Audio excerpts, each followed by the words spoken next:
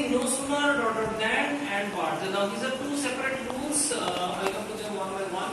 First is using no sooner. No sooner, as you know, is substituted with something else in the question, as soon as he entered the room, comma, the lights went out.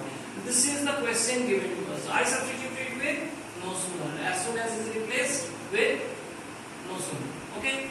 Then what is happening here, that I will come to later on. Now this is the second part. Okay, the second part. Here what I do, I remove the comma, I put in the word then. Then the second part, the lights went out, the lights went out. Nothing happens here. All the action takes place here. This part, this particular word. What happens here? See, the verb is broken down. Again, the verb is broken down. Entered. This entered means it is in the past tense. I take out the past tense from the word. Did. So this ed is taken out. Then what remains? Only enter remains.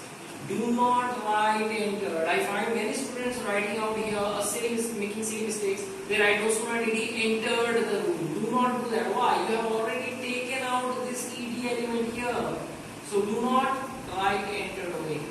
In between these two words, I write the subject. Subject is he, I put it here. Okay, understood? Now, next example with but. Here you have to understand a bit. The question is, she must be happy. Now, she must be happy. Okay. What I write is, she cannot but be happy. So, must is changed to cannot but be. And you say, what is the meaning? Cannot but be. Cannot but be means, she has to be happy. Which is the meaning of the word must. Okay. The meaning of the word is must. You must serve your country. You must obey your elders. Just like that. So, she cannot but be happy. Meaning is the same. According to the meaning, the whole thing is written. Now, only difference is this sentence is in the positive. Ours, because it contains the word cannot, is in the negative. That's the only difference between these two. Otherwise, the meaning is the same. Like, suppose I give another example. He must obey his elders. He cannot but obey his elders. The meaning is the same.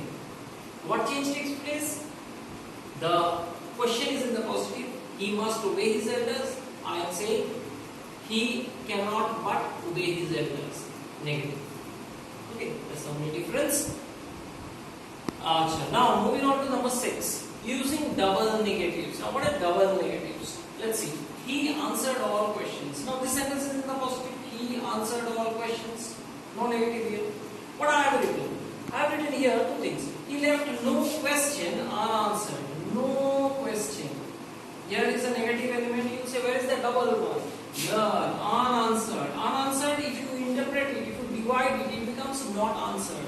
That means he left no question, not answered. He did not answer in that form. Okay. So here unanswered is also a negative. Okay. This is also negative. So this is one negative. Here is two negative. That is why double negatives. He left no question unanswered.